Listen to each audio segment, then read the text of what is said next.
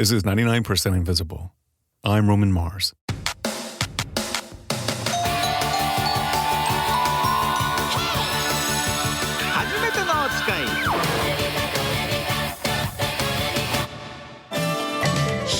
Back in March, Netflix picked up a long-running Japanese TV program based on a children's book from the 1970s. On Netflix, the show is called Old Enough, but the name of the original Japanese program translates to My First Errand, because in each episode, a child runs an errand for the very first time. Episodes are only 10 to 20 minutes long, but in that short time, a toddler treats the audience to a bite-sized hero's journey while wearing adorable, tiny sneakers. In the first episode, a 2.5-year-old named Hiroki is sent to pick up curry and flowers and fish cakes at a market that's a kilometer away.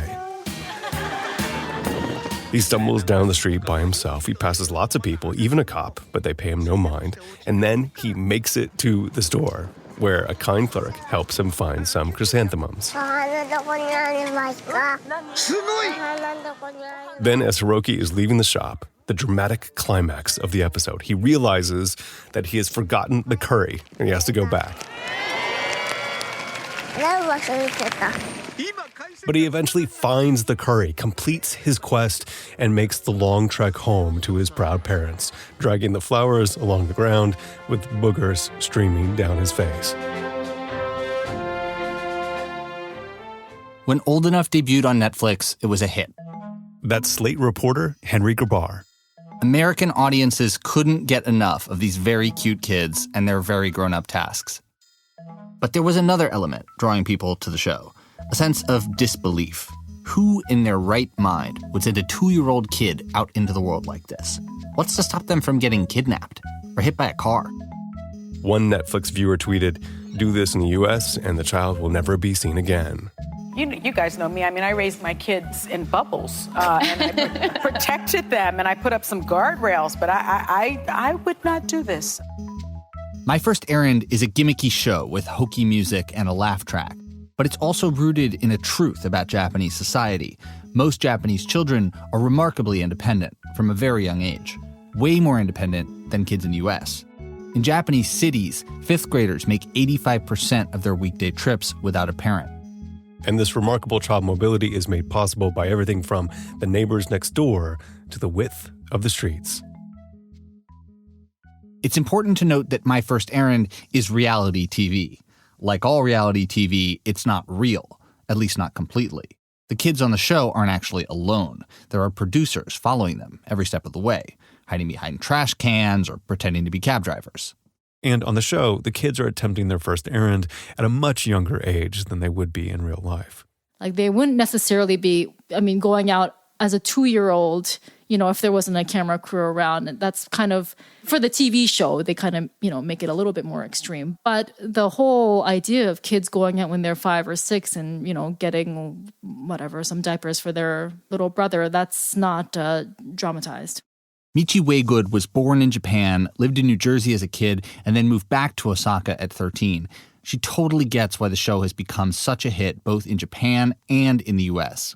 The kids are really, really cute. That's one. But also the whole overcoming adversity, like some of the most popular shows are the ones where the kid has some sort of mishap. Like the one where the girl for hours is trying to get a cabbage out of the ground. That's Michi's husband, Owen Waygood, describing an episode set in the country where a young girl struggles to harvest a cabbage from the family vegetable patch. And like that kind of view into the child's life as she's like walking away going, oh, mom's going to be like, what took you so long? Why are you coming home when it's getting dark? Both Michi and Owen have unique perspectives on My First Errand. Michi because she grew up between Japan and the US, and Owen because he basically studies exactly what this show is all about. So my PhD topic was basically examining why children in Japan are able to get around by themselves. Owen is a professor at Polytechnique, Montreal, but he did his doctoral thesis at Kyoto University. Just living there, you notice things that are different, and one of the differences was that you saw kids getting around, you saw kids playing together in the park, you saw them on the subway. And so Owen started researching children's mobility, and he collaborated with Ayako Taniguchi, a professor of engineering at the University of Tsukuba. She remembers the first time she let her son go out solo. ものすごいアホだったので、ちょっと一人で出歩かせるのはもう。 Professor Taniguchi says she didn't let her son travel alone until he was in first grade because he was absent-minded, a bit of a space cadet. And when he did walk to school for the first time, she followed at a distance. And sure enough, he got sidetracked. She saw him picking up bugs and chasing butterflies. Professor Taniguchi thinks there are a few different cultural factors that make the tradition of first errand possible. あると思っていて、それが地域で子供を見守る。 First, she says, is an environment where everyone in the neighborhood feels responsible for the local children. They may not have TV producers following them, but when a child is walking by themselves to a corner store in Japan, they're not really alone either. 一つの家族みたいなのだけで育てるんじゃなくて、子供は周りの地域の人みんなで。 She says that in Japan, there's a culture of communities raising children collectively. And that communal culture is maintained in part through neighborhood associations. Everyone within a given area will pay monthly dues of around $2 to $5. Then the association will organize festivals and activities and help people get to know each other.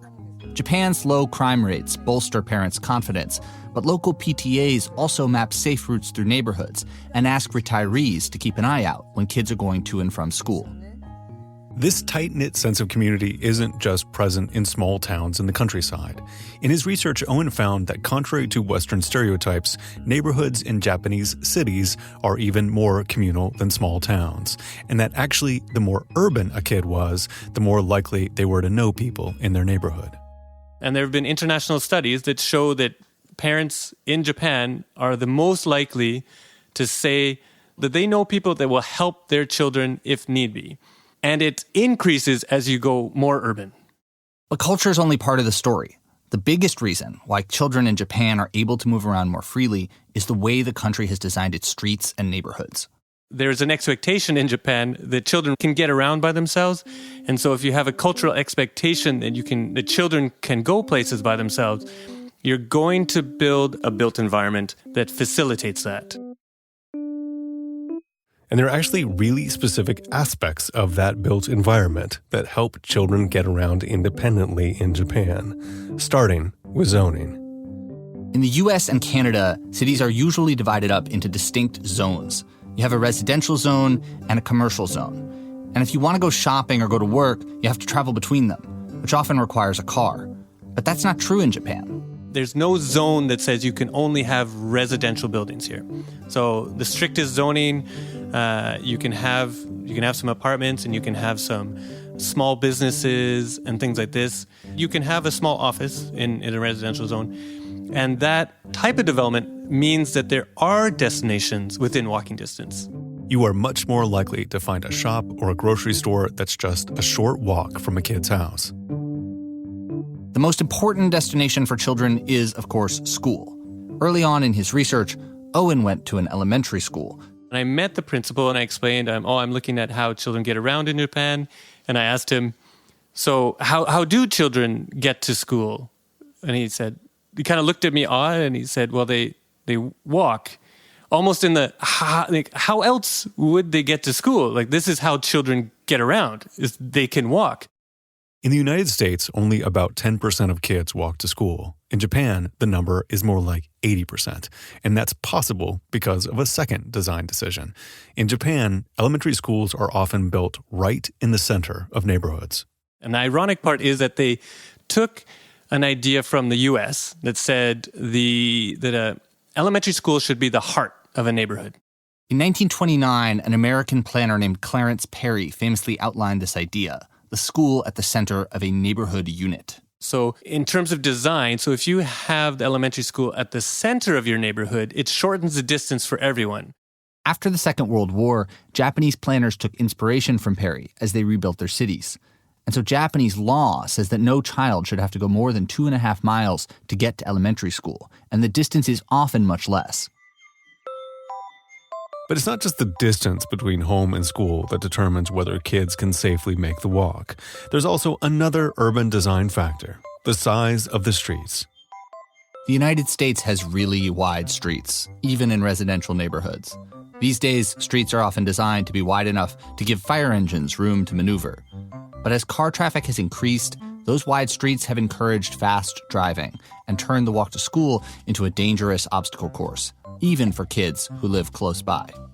So you ended up like with actually this almost like a Frankenstein like neighborhoods where the neighborhood was intended to be built for families and children, but then it actually ended up just being really dangerous for kids to get around. But in Japan, residential streets are much narrower.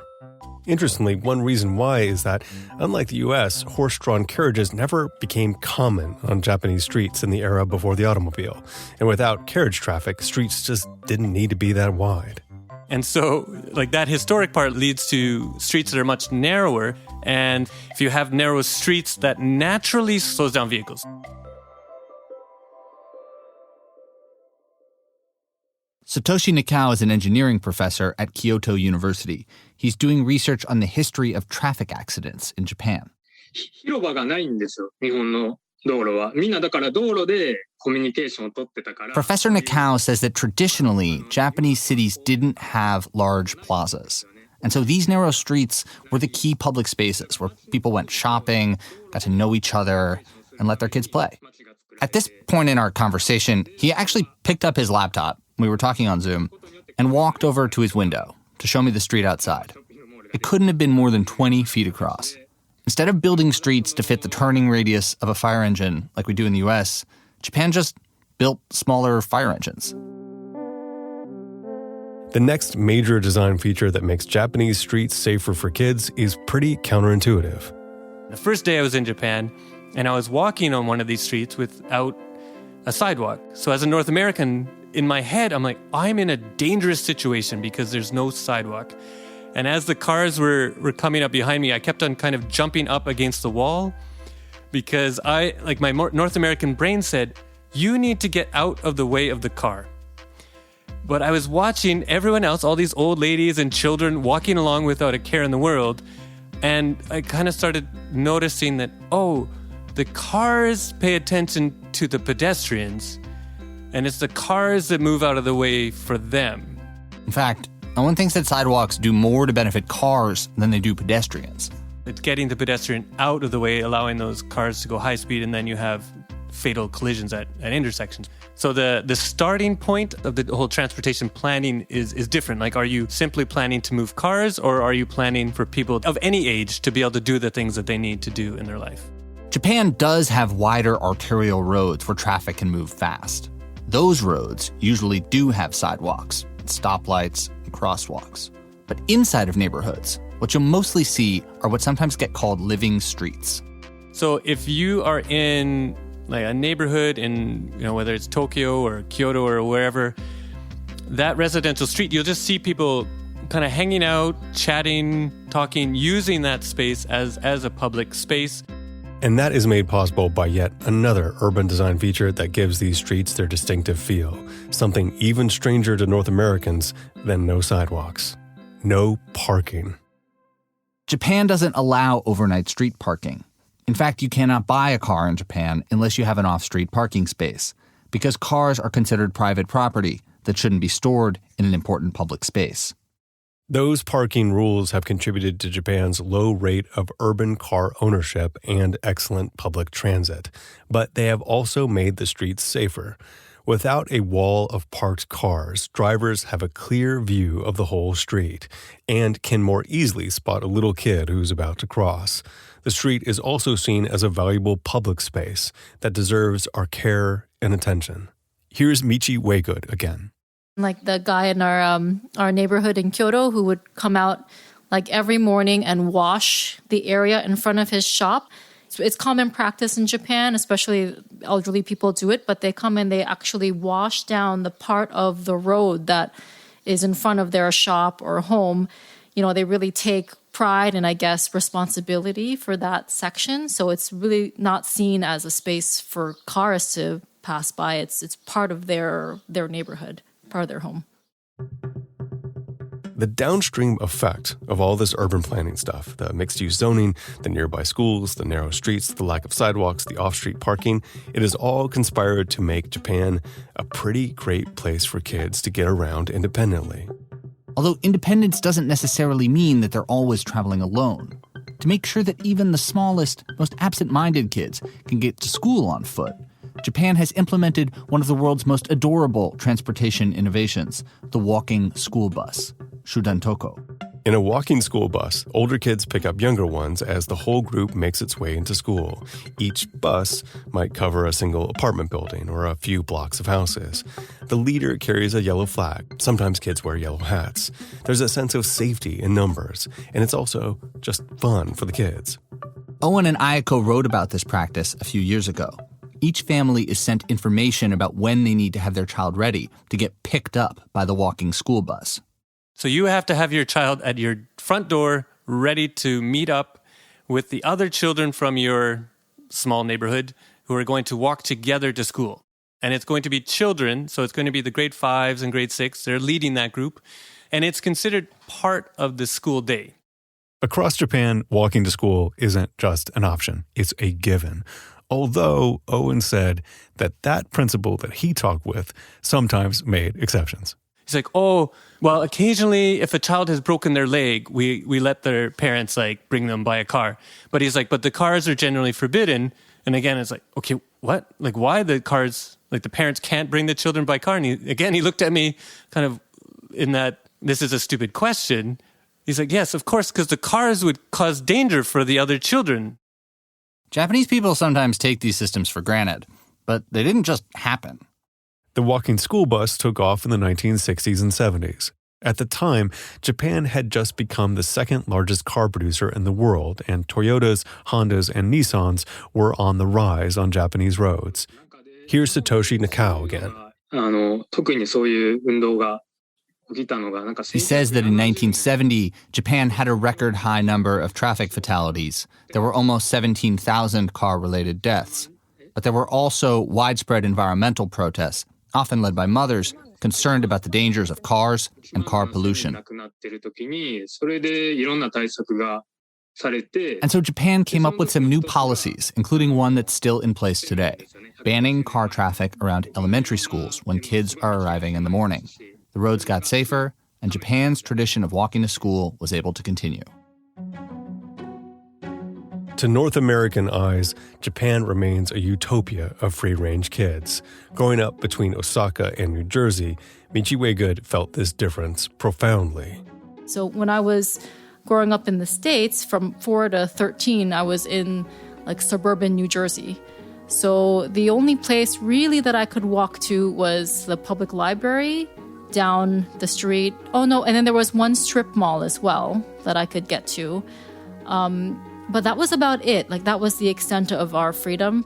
But when Michi's family moved back to Osaka, she and her friends would walk everywhere, or get on their bikes and take off, go shopping, hang out in the park or in the rice paddies near school. And I don't think I really realized how special that was growing up, just because it just kind of seemed normal to me. I'm like, oh, that's what we do in Japan, and this is what we do in the States. And it wasn't until I was older that I realized, oh, actually, it's not a given.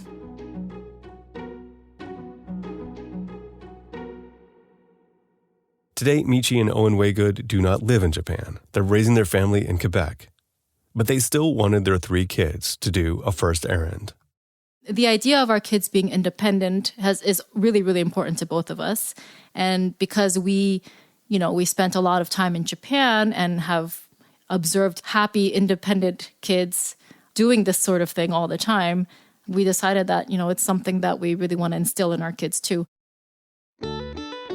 Coming up after the break, the Waygood kids do a first errand in Canada. I felt stressed, nervous, but when I did it, it wasn't that hard.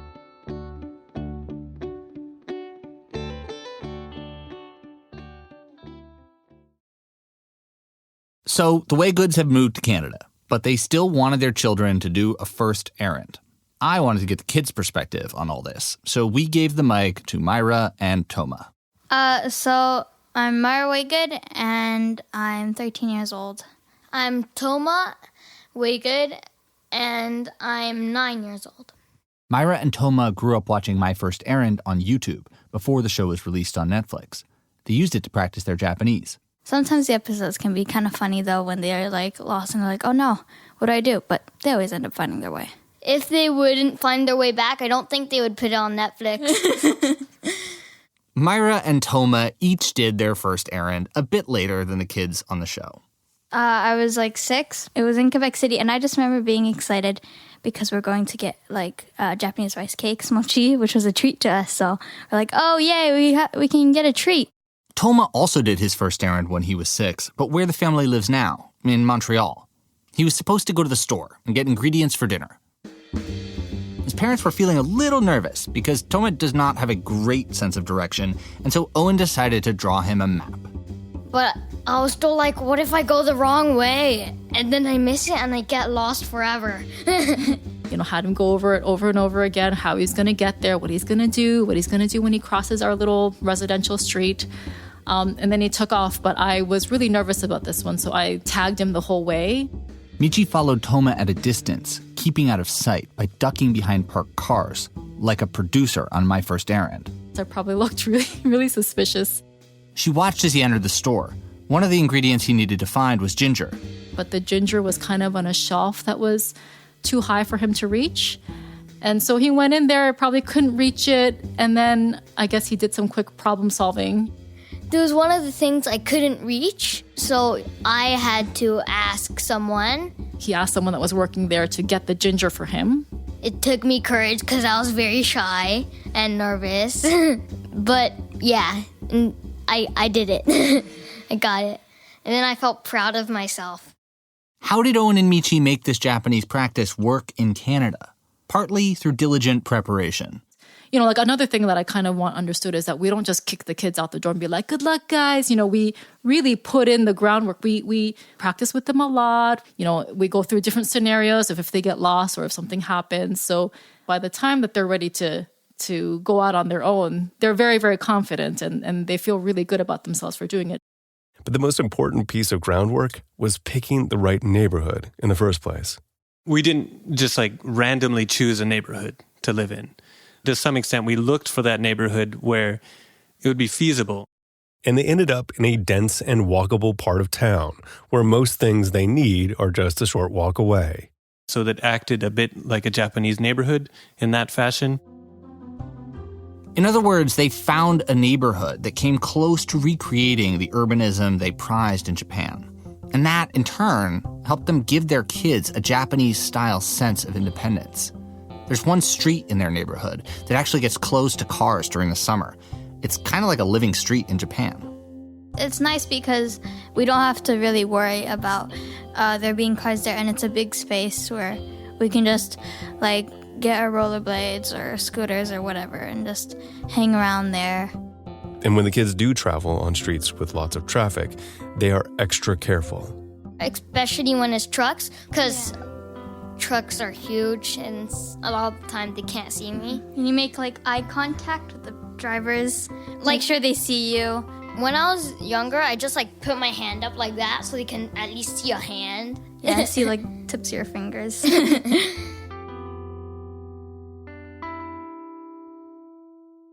The Waygoods were able to find a little slice of Japanese urbanism for their kids growing up in Quebec. But the cultural side of children's mobility still isn't there.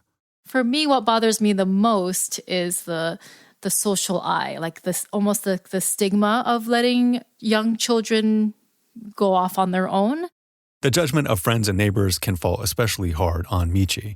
She says that mothers in particular are expected to always be hovering and protective of their children. But I definitely, that's something that I had to actively try to ignore, if you will, while doing this for the kids. Because, every mother has all these terrible thoughts going through their head all the time about what might happen to their kids. But, it's really my job to make sure that my kids are well equipped to live life and, handle obstacles and all of that stuff, and not for me to be there all the time for them.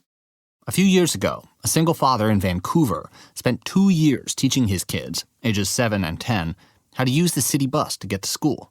Someone complained to the Child Protection Service in British Columbia, and the dad was told to stop. He sued the province, lost in court, and finally won on appeal. And he got lucky. In the U.S., parents can be fined or jailed for leaving their children alone in public. This is worse for parents of color, who are often more harshly scrutinized by neighbors, police, and social workers.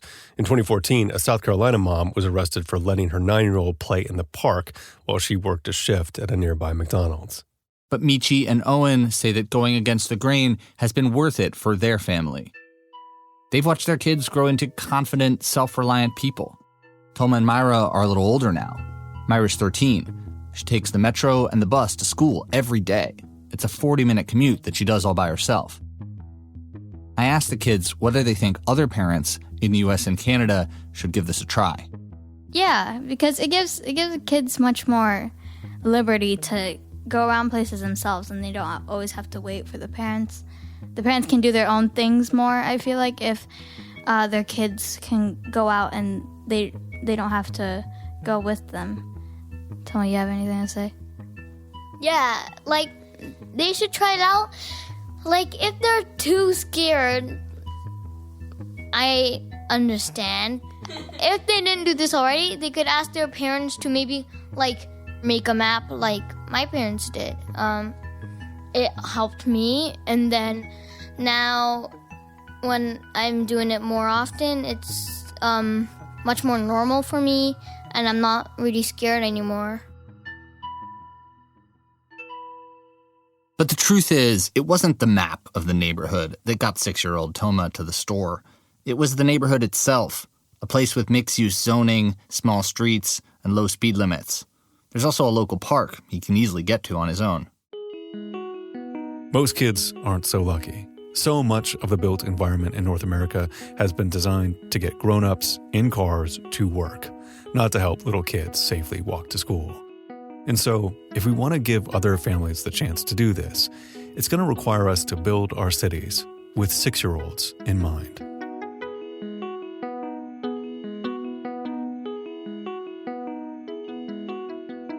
"99% Invisible" was produced this week by Henry Grabar, edited by Emmett Fitzgerald and Kelly Prime. Original music by Swan Real. Sound mix and additional production by Martín Gonzalez. Fact-checking by Graham Haysha.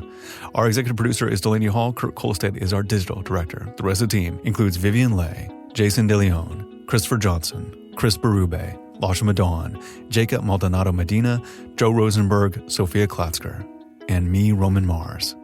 Special thanks to Megumi Yamamoto, who helped us with translation this week, and to producer Ellen Payne-Smith, who juggled multiple microphones to help us interview the Waygood family. Thanks also to Rebecca Clements, who turned reporter Henry Gabar onto My First Errand. You can find the link to Henry's original story about the show in Slate on our website. Also, Henry has a new book coming out next year called Paved Paradise: How Parking Explains the World. I mean, if you can't tell from that title, you don't know me very well, but I am very much looking forward to this book. We are part of the Stitcher and SiriusXM podcast family, now headquartered 6 blocks north in the Pandora building in beautiful Uptown, Oakland, California. You can find the show and join discussions about the show on Facebook. You can tweet at me at Roman Mars and the show at 99pi.org. We're on Instagram and Reddit too. You can find links to other Stitcher shows I love, as well as every past episode of 99pi at 99pi.org.